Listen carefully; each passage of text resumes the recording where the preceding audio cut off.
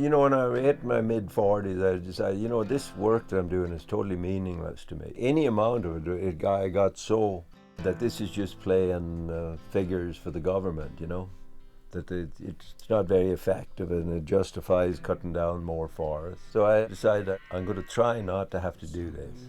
And that's when I decided to farm. There's a yearning in the river, it feels like home.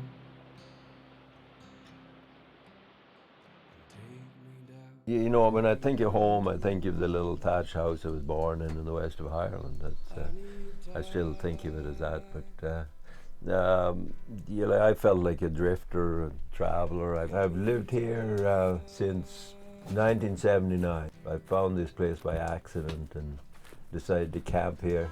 It was so beautiful, the panorama of the mountains and the lake and all that. I had been living in a big wall tent and I burnt it down and I needed another place to camp.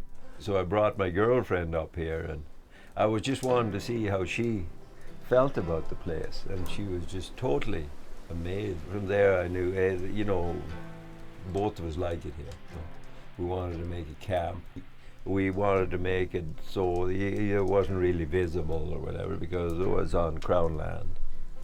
So I started digging down here and she helped me and we made that little downstairs place with a stove. I cut off a 45-gallon drum and put a hole for a lid and put it on the ground. That was our fire for the winter. The whole feeling of being illegal, being on Crown land, that's something we had to deal with, whether or not we were going to get eviction notice or whatever. And that kind of stayed with me for a few years. And as I got over that, then it became more home. Now this is it for me, probably. Yeah. It feels very permanent in the sense that it feels like home. This is most at home I feel any place since I left the place I was born. This is where I decided in the world to settle down.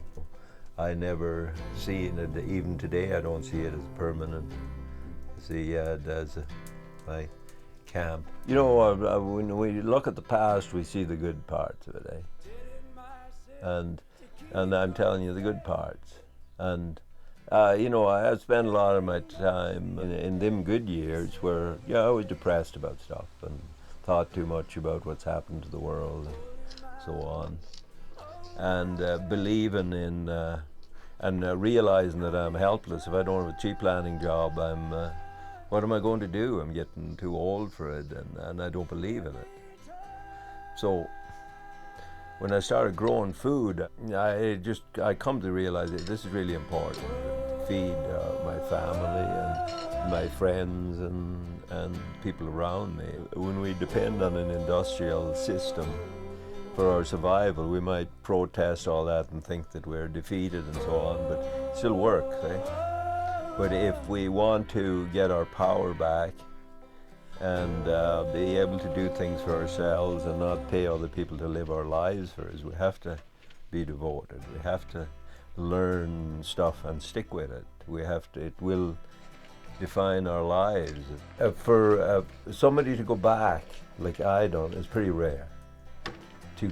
To have that, because I remember thinking when I was a child, I'd rather be playing and doing other stuff. I remember thinking when I grow up, I'm never going to do this.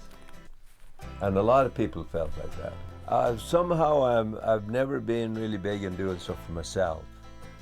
And it has to be bigger than myself, you know, whatever. If I have to have a motive for what I do, otherwise I'm totally lazy. So what motivates me is working with other people, but it has to have some meaning to it. Like people like you come into my life that I've worked with, they're my heroes. We have to have our heroes.